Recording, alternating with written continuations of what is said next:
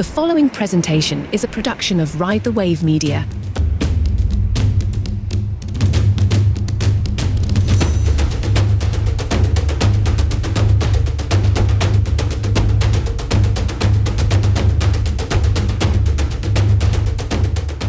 Hello and welcome to Practically Magick. Today I am your Reiki healer. So in Practically Magick today we're going to be talking about healing practices, and I have a specific topic from a question from a listener about what we're going to discuss today, and it is going to be crystals. I have had more than one person actually, but this question comes from Amanda. She's asking about, what about crystal healing? What do you know about that? What crystal should I get? And things like that. So I thought, what a great topic of discussion to have today. We're going to talk about crystals, crystal healing. And so I could say, I am your local witch. I am your healer. Today, I think this goes under the category of healing practices. And so we're going to talk about it today. And instead of drawing a tarot card, I have my crystal healing deck. And I bought this at the farmer's market. At one of the booths, they had some tarot decks and some oracle cards. And I thought, oh my gosh, what a great way to learn more about crystal healing. I have an entire deck of lots of different crystals, and I'm going to trust that whatever crystal I pull out of the deck today is going to have some correlation to what you need to hear today. So today's card is, my favorite, the opal. If you are watching on video, you can see I'm holding up a picture of opal. Most of you know what opal is. But what's interesting about this card for us today, I have a opal ring that was given to me by my husband for our 10th wedding anniversary. I love opal and I love all the colors in opal, but it's not a particularly hard stone. It's sort of soft and it can have pieces break off, and you don't want to leave the ring on when you wash your hands a lot because it can corrode in water. And so that's something interesting to note about this, is maybe ask yourself, are you in a period of softness right now or sensitivity? Do you feel like you are needing to be gentle with yourself? Are you a little bit fragile? Are you needing to maybe not make some big, huge leaps and changes in your life right now, but kind of keep it close to your usual and routines? Now, I'm not sure what Cambria would say at Kaya Community, but she probably has some correlation to that, and the fact that we are entering into, is it Virgo season? So maybe something to do with making your plans. It says opal is a great crystal to have when you're needing something moved or to get moving. Like you need a project, you need a relationship or an energy block to move, to get out of your way or to get you moving. And so keep some opal with you if that is something that you need right now, something to help get you into the space or to shift what you need to shift. And yes, today's episode is going to be all about crystal healing. And so I have some of my journals and some of my own study in crystal healing when I first started this journey in my own awakening and my own, I guess you could say, priestess training in how I wanted to use this knowledge to help people. I do have a story, though, about my own experiences with crystals. One is that my husband is a very sensitive empath. He's a Scorpio, and he is someone that just happens to read energies naturally. He wasn't somebody that studied it like I did or wanted to become an energy healer or anything like that, but he can tell you when he walks into a space, or when he passes by houses when we're walking or driving, he can tell you, oh, something is very heavy in this space. Like there's a really heavy energy. He's very sensitive to things like that. And he was getting kind of headaches and social anxiety quite a bit, because when you don't quite have the training and you happen to be an empath, you pick up on a lot of energy and you don't necessarily know or have the experience yet of being able to deflect it or to send it back to where it comes from. So my mom actually went to a crystal shop. I can't remember which one she went to. I think she went to the Lotus. It's here in Draper. They have a wide variety of crystals there. And she said to the person working the counter, so my son-in-law, he just like needs something to help counteract this experience that he's having. And they said, oh, definitely we're going to need to get him some tourmaline. So black tourmaline is what he needs. It's kind of a protection. It kind of quiets the energies. It helps protect you from energies, especially negative energies that you don't want in your space. And so she bought a necklace for him. And I think it gave it to him for his birthday or something. And he started to wear it and he said, oh my gosh, the difference that I feel in before I started wearing it and when I'm wearing it is so much, such a big difference. He said, it's almost overwhelming. It almost bothers me how different it is. He says, imagine if you have constant buzzing sound in your ears or noise going on in your ears all the time, and you get so used to it that it bothers you. It gives you headaches, but after a while you just hear it all the time. So you're just used to it. What if you put noise canceling headphones on and all you can hear is the sound of your own heartbeat? That would be overwhelming, right? It would be like the silence is deafening. That's how he felt putting on black tourmaline on his necklace and having it right up against his skin under his shirt. So that was kind of early in my experience with crystal healing or with healing in general. And I thought, if someone who doesn't even necessarily, I wouldn't say he doesn't believe in it, he definitely believes in it, but I think he was just a person who didn't speak the language of mystics and magical people and people who kind of work in that field. And yet he definitely could sense such a significant, powerful difference in what it was like to wear the black tourmaline and not. It sort of solidified my belief in it for sure. And I had an experience when I was in England last year. I was walking around where in Glastonbury, where the goddess temple is and where High Street is. There's a lot of metaphysical shops, bookstores, things like that. It's a very like mecca for people like us who are looking for experiences and information and downloads and connection. And they say Glastonbury is on the ley lines, so there's a powerful energy that goes on in that area. The Tor, the White and the Red Spring are there in Glastonbury. I could go on, but let's just, for now, say it's a very highly energetic force field vortex area, much like we have Sedona here in the States. But we were walking around some shops, and a lot of shops had crystals. A lot of shops have jewelry made of crystals. There were a lot of that kind of magical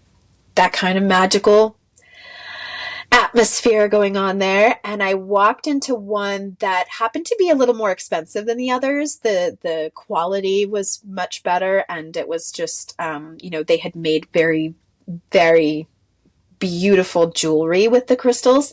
So everything in this particular shop, it was right behind the goddess temple in a little alleyway, and it was right next to the library. And everything there is just like in these little old, built in the 1600s, little rock shops. I don't know, just really quaint and beautiful. We walked in, and I looked at everything in there and I thought, oh my gosh, I don't quite have the budget in my souvenir budget to buy anything in this store, but it's just amazing. Like, this jewelry is just beautiful. The items they had in there were just amazing.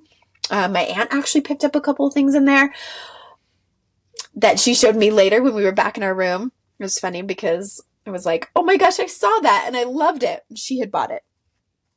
But while I was in there, I was standing next to the the checkout, and there was a little bowl of crystals, different stones.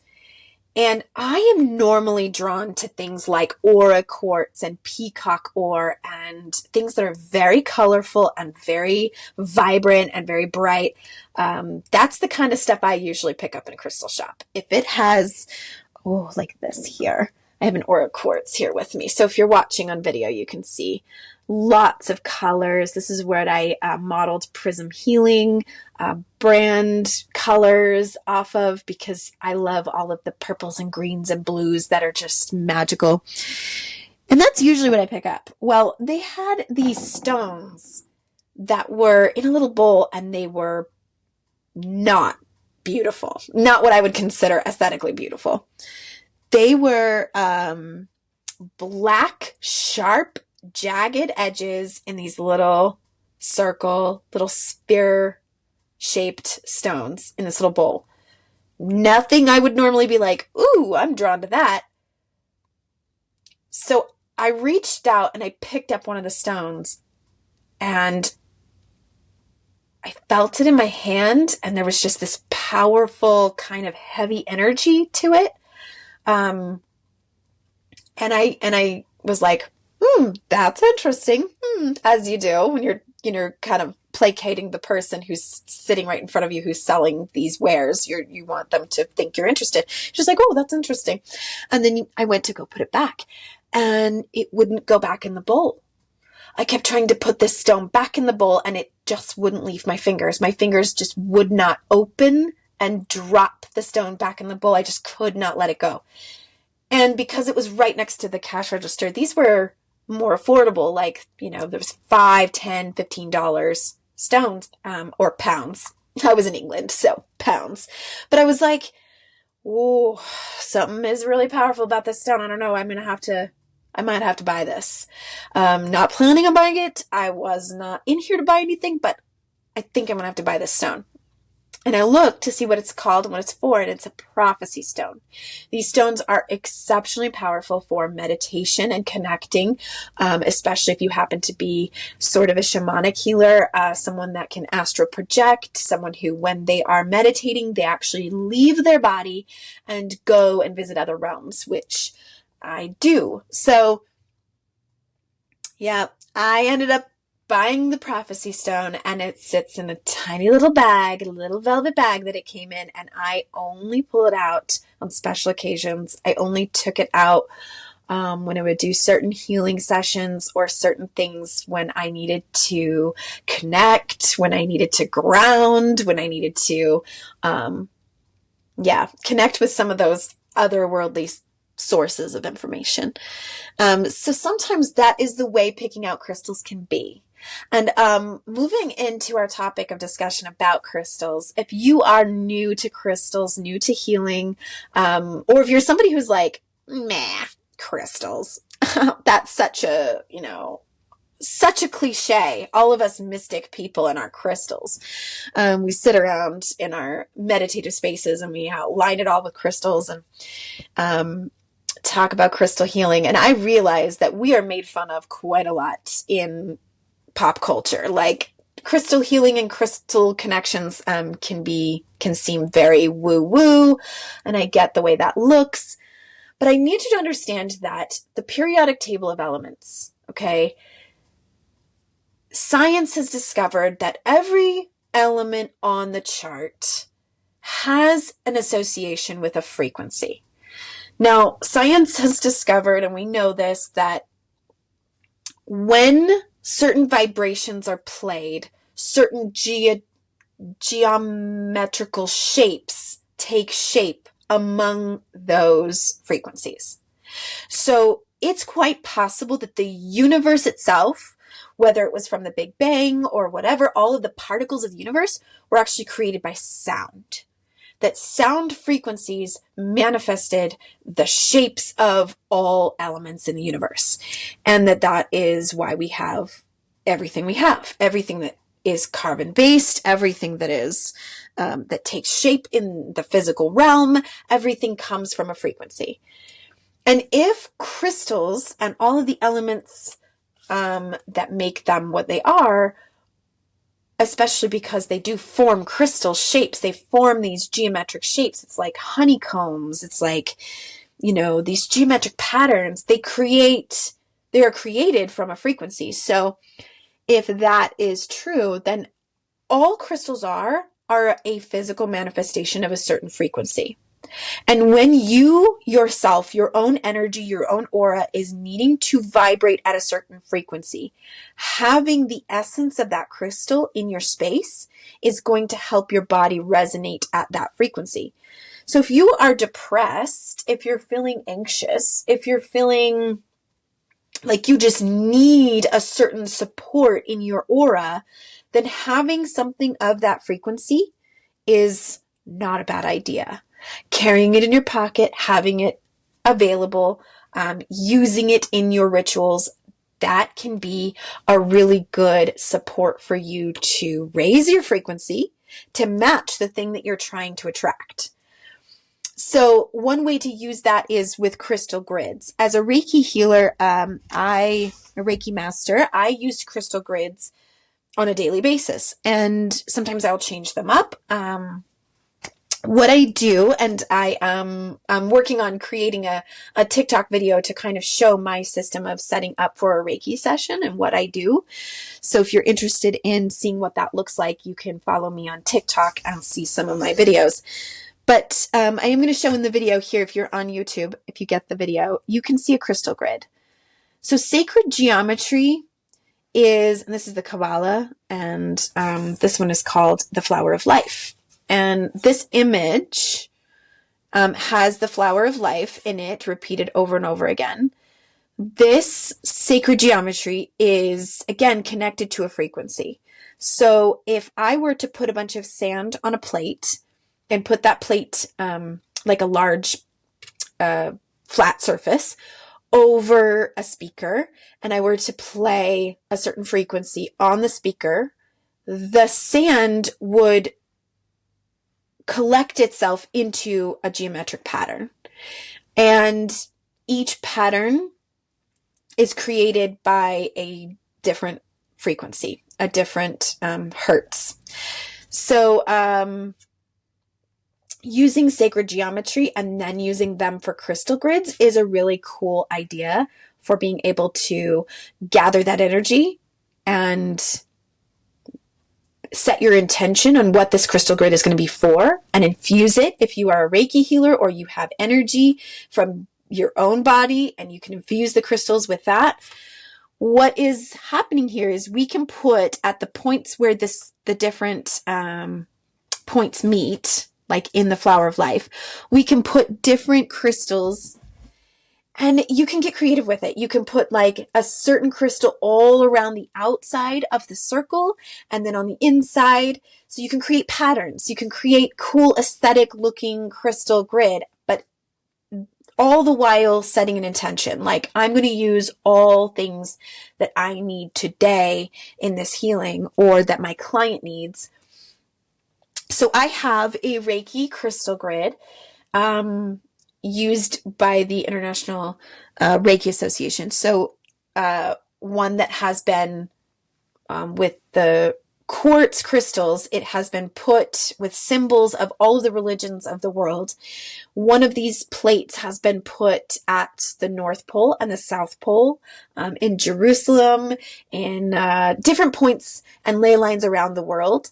The Reiki Association has put those for the World Peace Initiative, so that Reiki healers could send Reiki energy to those crystal grids all over the world, and that it would help heal the world. So I use a crystal grid getting ready for a client. And what I will do, and this is just my personal practice, I will use muscle testing to figure out which crystal of the different sets that I have, different colors, different types, I will just muscle test them real quick for my client, and I will say which one is a priority for my client today. And I will put those in with the quartz crystals around in a circle.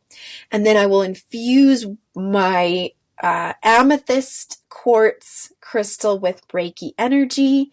And then I will power up my grid with Reiki energy and set the intention of sending that Reiki energy to the client who's coming for their session that day. And I will say this is to meet their highest good. This is what the client needs to help support their healing today, things like that. So crystal grids can be a really powerful way to use the crystals. And let's get into some of the different crystals that can be used. So depending on what you're needing, lately I have had a little bit of trouble grounding. I have been a lot more in my headspace, connecting to spirit, and a little bit in my kind of other world. When I do that a little too much, then I kind of let a lot of daily tasks slip and I'm not grounded enough. For example, I don't watch what I eat very well. I don't exercise regularly. I maybe just kind of forget a lot of things that are on my schedule and my to-do list, and let those things kind of slip by me. If I'm really balanced and connected, I'm grounded in my body. I'm present in the moment. I can kind of handle whatever's going on in the physical world. And I'm also connected to spirit and connected to my divinity, my connection to God and source and whatever you want to call that. So that's what balancing your chakras looks like, when you can be balanced in the heaven chakras and the earth chakras. So for grounding, I might use something that is red, like red jasper. And yeah. Oh, I didn't talk about ethical things about crystals. Real quick, before we get into what sort of things we would use. I will say that in my journey and study of learning about crystal healing, there has been some debate and conflict on whether or not that crystals can be associated with chakras. That the original use of chakras and energy centers in Sanskrit, in Hinduism, did not associate it with colors or with crystals, and that there are some schools of thought. And as I got onto different forums of healers and witchcraft practitioners, there is quite a bit of debate. I was even admonished completely because I was just in the beginning of my learning and I was kind of reaching out to ask questions about things. And I got onto one of those group forums, in discussion. And I said, where can I learn a little bit more about the chakras and the crystals? And I did not realize I was going to get completely blasted, which was uncomfortable for my shadow self, right? My ego. I was like, oh my gosh, I didn't even know that was something that I shouldn't have asked. And what I had to do is I had to sit with that discomfort and actually listen to what they were saying. And what they were saying has a lot of truth to it. And I came to an understanding of what they were trying to say, which is, do not engage in closed practices of certain cultures if you are not of that culture. And that's where I had to be really careful. When you're talking about chakras, which coming from a Hindu culture or background, you want to be careful with kind of cross-contaminating. Some of that is coming from a Western point of view. In my experience, and the longer and the more that I studied, the more I knew that chakras is one name for something that is talked about or understood in almost every culture that I came across in some way, shape, or form. The Chinese have the qi, or the flow of energy in the body, which is where, acupuncture and the meridians in the body are understood, and how we can unblock and block those energy flows. And the Celtic come from, there are energy centers or cauldrons. There are 3 or sometimes 5 different cauldrons. And those are the main chakra or energy centers of the body. So I do want to say to be careful with how you interact with those, the vocabulary and the practice of those things. For me, color does have a very significant play in energy. And because crystals come in many varieties of colors, there is a lot of association with what is that crystal going to do for you and what color it is. Because of the type of healing that I do and the energy work that I do, I ask people, well, what color is the emotion you're having? What color are you feeling is coming through? And the colors have a significance. If you don't know what I'm talking about, or if you're like, tell me more about colors, I do have an episode in season 1 that I went in depth into colors and how that plays a part in all of this. So there is a connection there on crystals.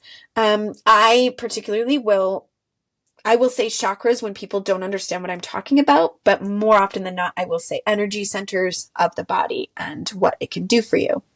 Also, the source of the crystals in which you are purchasing, there is something to ethical sources. So if something is unethically mined in an area, or by oppressing certain people to have that crystal mined in a certain area of the world, be very careful about purchasing it and where you purchase it from and where the source of that crystal came from. Yeah, I'm not saying that I'm perfect at that either. I've purchased crystals from all kinds of places and different things, but it is something to be mindful of when you are, when you're purchasing crystals, whether or not it's worth purchasing it from and supporting something that is oppressing a certain people, or could you get the same magical quality of a crystal by going out into your own space, into the environment in which you find yourself, and finding something that feels powerful to you and you've collected it yourself. So there's just the questions to ask yourself when it comes to how you decide to participate in crystal healing or where you get your crystals. I'm not going to admonish anybody for being like, oh, I went to a crystal shop and I picked out a crystal and I bought it. I've certainly done that. So I'm not going to, say there's a all right and all wrong way to do things, but there is just something to be mindful about when it comes to ethical practices. So anyway, going into what are some crystals that might be good for certain things that you're looking for. If you were looking for grounding, the red jasper or the obsidian. I happen to have a picture of the obsidian here ready to go. So that's from my deck. That's the beautiful, like almost onyx looking stone. It's black and shiny and smooth in a lot of parts, but really jagged where it's been cut. I mean, it's just kind of cool. Those are really good ones to have on hand or to keep with you. Or if you want really good protection in your house, some people believe in putting an obsidian in each corner of your house as like a protection, kind of like warding and protecting your space. For empowerment, if you're really feeling like, okay, I'm going into a job interview, or like, I just really need to feel confident right now. I need a little boost of that warrior feeling. I'm a warrior. I'm a badass queen and I can do anything kind of feeling. You might want citrine or, honey calcite or amber.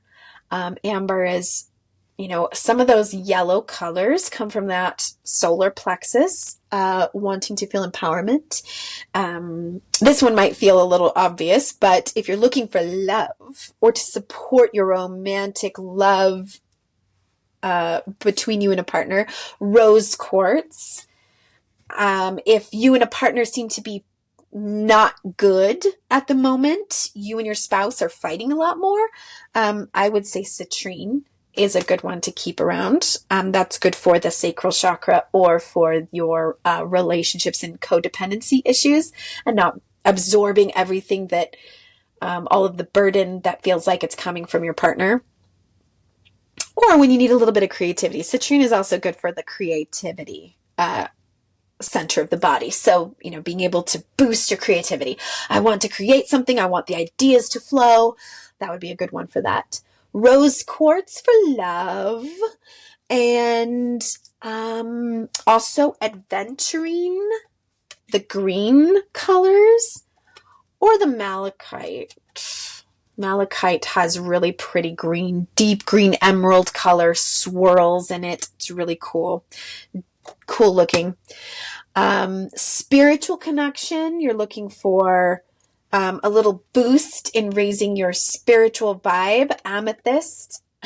And by the way, amethyst is great for just about everything. I think if you don't have amethyst around and just kind of in your collection or around the house, I've even got a little amethyst specifically for my bra. So if I'm having a rough day or I do need a little pick-me-up, I will stick that amethyst right in my bra and keep it with me on hand all day long. It just keeps in my aura, boosting me a little bit. And quartz. Here's a picture of quartz. Most people know quartz because it's white and it's clear and it kind of looks like, has that diamond effect most people like. For calming, you might want moonstone or pearl. Kind of calms your aura, makes you feel good and peaceful. Yeah, and I keep a little diary of different stones and crystals that have helped me, or meanings that I think I might want to connect with at some point, or that a client might need. But I also have picked this up early in my studies, The Crystal Healer, and I've seen this at many different places, and so it must be a pretty popular book for people to use. But I like this one because it's simple, small, and it has most of the common crystals that you can find in crystal shops anyway. I don't want to send people out looking for something that's very rare and hard to find, but this one gives you the physical, emotional benefits, the astrology signs that correlate with the crystals. It tells you a little bit at the beginning of the book how to use the crystals. What I will do for clients after an emotional process session or a Reiki session is I will go through this book and I will just muscle test the lists of crystals. When I get a strong test for a client, that's when I know that there is a crystal that would be a priority or would be a good support for them, especially after a particular session. So let's say we go through a whole emotional process session. It's very heavy, very deep. We've gone through some very deep healing into the subconscious, into past events and emotions from childhood, inner child work, shadow work. It can be intense sometimes. And I'll say, I'm going to muscle test a crystal for you. And what you can do is you can go to a crystal shop and find that crystal and keep it with you during your integration period in being able to integrate this session into your body, into your subconscious, all of that. So muscle testing, again, comes into play where I'm going to narrow down exactly what crystal a client might need to help them. Now, we need to talk about selenite. For those who don't know. Now, all of you who have been healers, are into energy work, you're probably thinking, oh my gosh, of course, I know all about this. But this is just for people who maybe don't know or have not gotten into crystal healing yet or haven't learned much yet. But when you do, you will hear about selenite all the time. You will see healers with selenite wands or even certain things carved and made out of selenite. It's a particularly common crystal, and it is also pretty fragile. It comes in these like shards, so easily broken. My son loves selenite, but has broken like so many that I've given him. And so I usually tend to, if he wants selenite, I'll say, okay, I'll have some for you, but I'm going to hang on to it for you because he just can't seem to kind of leave it alone. And when you play with it, you drop it, you break it. You can get them in these really cool orbs. They're really cool because they are self-charging.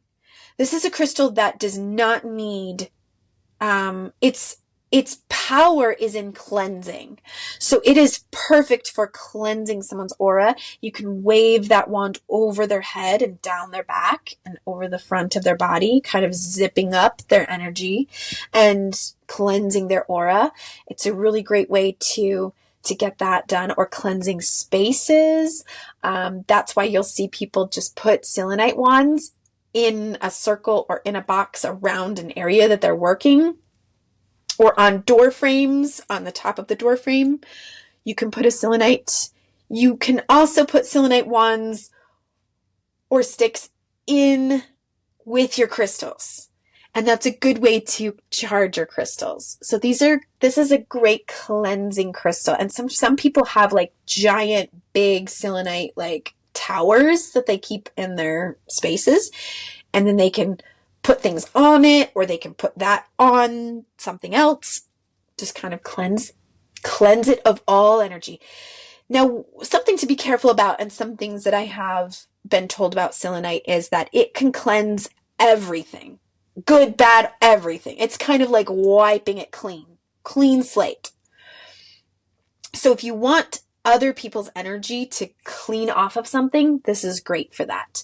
If you want people to walk through a doorway and when they come in or leave a space, then they kind of wipe clean of anything that has attached itself to them energetically, of course. This would be a great one to do. But if you wanted to just cleanse only negative energy and keep some energies, then other things might work better. And I'll get into that more when we talk about warding and cleansing spaces and things like that. So if you wanted to know more about that, look for an episode about spaces and cleansing spaces. Where was I? Oh, we're talking about cleansing and charging. So charging your crystals. There are a few ways to do it. And what this means is your crystals are vibrating at a certain frequency, but they're working hard and in spaces kind of rubbing up against other frequencies and energies during the time that they're doing their job. They're resonating, they're vibrating, just like everything vibrates. Everything's energy. But when it's around a certain energy for a while, it can clash and get off balance. I mean, anything can affect anything else, right? So my energy is going to affect that crystal. If I carry that crystal around with me constantly 24/7, my energy, my natural energy is going to affect that crystal. And so to charge them is to just have them reset back to their natural frequency that element is supposed to resonate at. And you need to charge your crystals. So the selenite can help do that. Or a lot of us crystal healers, witches, mystics, you will see us setting up our little crystal area during the full moon. It doesn't have to be the full moon, but because the full moon is at its fullest potential, we put them out in the full moon. And the full moon is going to charge the crystal's energy to reset back to what they're supposed to be. That's also when we make moon water, but I'll do another episode about that. We're talking about crystals today, so focus, Courtney. Yes, so you want to charge your crystals. The full moon is not the only place that you can do that or time that you can do that. You can also bury your crystals into the earth. Make yourself a little treasure trove of crystals that you put in the earth and leave overnight. And then bring them back out again. So the earth's energy and the soil is going to help charge them. If you are a Reiki practitioner and you have been infused, you have been attuned to the Reiki energy and trained on how to use the Reiki energy, like myself, you can use Reiki to charge your crystals. And there are certain symbols and Goshu meditation and things like that you would do in that process. If you don't know what I'm talking about and you're like, what is that? I'm very intrigued. Find a good Reiki master who's offering a Reiki class and take the Reiki 1 and 2 class, the Holy Fire. It is going to teach you everything you need to know about charging your water with Reiki and healing with Reiki and using Reiki in your everyday life. It's incredible, and it's a really powerful source of using love and light energy in your life. But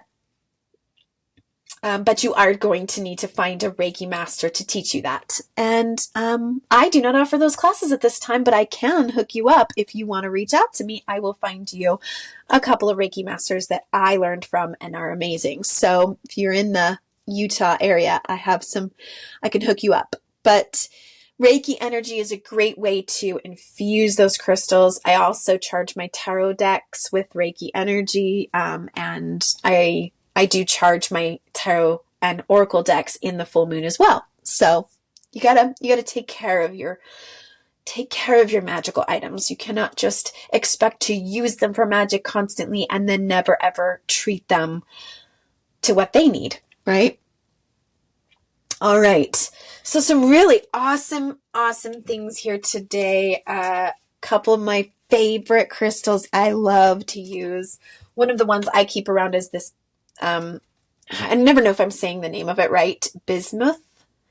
Bismuth is a really rainbowy, cool, geometric looking shard of rock. But it's actually not natural. It's something that is another element that has to be heated up to be able to create this. But once it's heated up and melted, it automatically creates these really cool, sharp geometric patterns in it. And it becomes rainbowy. And I love it. It's one of my favorites. Like I said, aura quartz. It's not natural. It's quartz crystal, but it's been modified by humans to look colorful and, vibrant. But a lot of times here in Utah, they will have some gem festivals or gem fairs. South Jordan, at the, what is it called? It just changed. It's now the Utah State University fairgrounds. About once or twice a year, they have a gem fair, and I love to go there and see all of the different booths and all of the different gem wholesalers. They come and they set up, and you can buy whatever you're looking for. I would recommend that if you are new to this and you're new to picking out crystals for yourself, wondering what it is that you need, don't worry too much about looking it up and making sure you're getting something exactly like, oh, pearls are for this and jasper is for that, and I need to get something that's just for what I need. You can do that, but I find that the most effective way to find a crystal that is just right for you is to go into a crystal store that has a lot of variety and a lot of things available, and go pick something out that you are drawn to. Whether it's because you like the way it looks or you just feel it. Your intuition kicks in and you say, is this a crystal that is just right for me? Is this something I need right now? And I have done that even for myself or for friends when I'm getting them a gift, or for a client. I might say, oh, I am just incredibly drawn to this one crystal, this one rock, this stone that I think my friend or client would need. And I'm almost always right. I mean, whether it's for me or for someone else. I have had gifts for people that I've gotten them. I've gotten jewelry with a certain stone in it and given it to friends, and they say, oh my gosh, it's incredible that you picked this out because, and then they tell me this very distinct connection they have with it. Like, it was the one my husband gave me on our anniversary or something like that. So use your intuition and trust your intuition far above all of the books and different things you can find. Yes, there's a lot of information out there. You can sit and study and read and work on gaining some knowledge of crystals and healing. But I would rather you have the experience of trusting your intuition and knowing what is right for you. And the last thing I'm going to tell you is about this stone. And if you're watching, again, you have to see this on YouTube. Sorry, guys. If you're just listening to audio, you might have to go look this up on YouTube and check it out, because I am going to show you this bracelet that I have on today. This is bluestone. This bracelet was one that I bought at the gift shop at Stonehenge because it is the same type of stone that the inner circle of Stonehenge is, bluestone. And the reason I felt like I had to buy it, obviously it's a great souvenir from Stonehenge, right? And as many of you know from previous episodes, my story about being able to do a sunrise ritual and ceremony inside the circle of Stonehenge, which was very special and very VIP, if you will. But one thing that I experienced in that moment, in that ritual, was that those stones happened to be very healing. They amplify healing power. So even in using Reiki in Reiki sessions with clients and healing them, I find that the blue stone is like taking that power and just ramping it up. As I was watching some of the videos in the gift shop in the museum at Stonehenge, they were like, the blue stone is thought to have been a healing stone for the Druids and for the Celtic people, for the it's pre-Celtic time period that the Stonehenge, they believe was being used. But there is a very significant connection to the type of stone that it is and what people believed that it was for. So I find that to be very true for myself. I brought this bracelet home. I keep it in a special place. I make sure it's charged, and I only wear it during sessions usually. So if you see me wearing it out and about, it's probably because I had a session that day and haven't taken it off yet. I find it to be just one that needs to only come out for very special occasions, for those healing work that I do. So find your why. Find what makes you connected to crystals, and what is it that you would like to know more about them. And you can always reach out to me and ask me questions. I am happy to discuss things with anyone who has questions. I don't consider myself to be an expert in crystal healing. I just happen to use it in my healing practice. So I do know a little something in the years that I've been experiencing and experimenting with it. But I do have some of these sacred geometry boards that were made with a laser etch printer on wood. I have some small mini ones for sale and some bigger ones for sale if anyone's interested in purchasing one to make your own crystal grid. And the cool thing about those is you don't need to buy the big stones for those. You can just buy the really inexpensive, different, like a pack of different colors, different stones, and then use them on the grid, and they work just as well. So hit me up with all of your questions about crystals, and we'll see. Maybe there's another episode we could do, a part 2 to crystal healing. If there was just a lot of interest and questions, reach out to me. Next week, don't forget to check out our Witch Movie Project podcast. It's a side project that I'm doing with the host of Radio Daybreak, Just Blaine, with Ride the Wave Media. We are really excited. It's been so fun. We are watching and reviewing 2 witch movies every week in September and October leading up to Halloween. It's been a blast. Some of them are really gory horror movies. Some of them are family-friendly witch movies. It's kind of a feast for everybody. So don't forget to check out our episode that's coming out and follow that journey as we do each episode 2 different movies. Yeah, it's been a blast. I can't say enough about it. It's been so fun to watch those movies and to discuss it with Blaine. We have a blast together. Don't forget to use magic in your everyday life. Remember, the most mundane things that you do, even just mopping your floors, can be magical. If you infuse that mop water with some magic, maybe a few little herbs, you've got a spell going, and you can use magic in your everyday lives.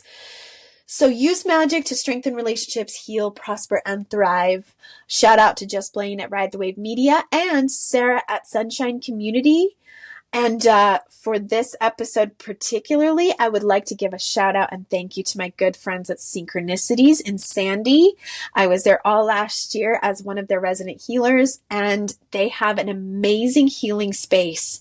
And I'm not paid to tell you this. I'm just mentioning it because they have a great selection of crystals. They also have a Himalayan salt cave you can do meditation and sound baths in. And they also have, which I have taken advantage of many times, is the Selenite cave. So we talked about Selenite and its cleansing power. They have an entire room where the walls are lined with Selenite, and there's chromotherapy lights, different colors shining, and they put on music and they drum you, and you can have a whole session in the Selenite cave. It's an incredible experience, and it's a great idea if you are just looking to balance your chakras and cleanse yourself of all the energies, a good reset, right? So if you would like more information on any of these topics that we discuss on the podcast, you can find me on Instagram at prism_healing. You can find me on Facebook, Courtney Pearl. Courtney Pearl's Prism Healing is my page.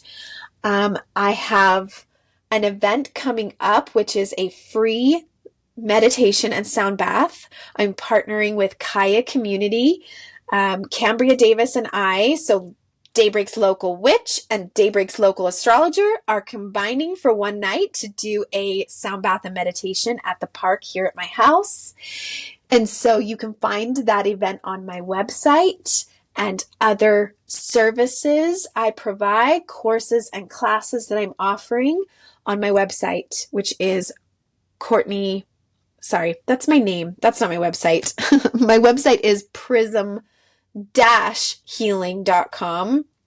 So find my website there, and then you can click on all of the menu items at the top. Will take you to services, events, my blog. And on my blog, I will have a blog post about this episode when it comes out, which I will reference all of these books and things that I talked about on today's episode. So if you need those resources and you'd like to learn more, I will put that on my blog, on my website. So pretty much everything's on my website. Just go to my website, guys. Okay? Just go to my website. That's where it's all at. And that is also where you can, on any of my social media and website, you can message me with your questions, and any questions that you have about energy work, magic, witchcraft, folklore, all of the things we talk about on this podcast. And that will help us plan our next episode. I like to have our episodes a discussion on what it is you would like to learn more about. So we have lots of ideas coming up. I can't wait for that. All right, witches and wizards, that's about it. So please go out into the world, make magic. Until next time.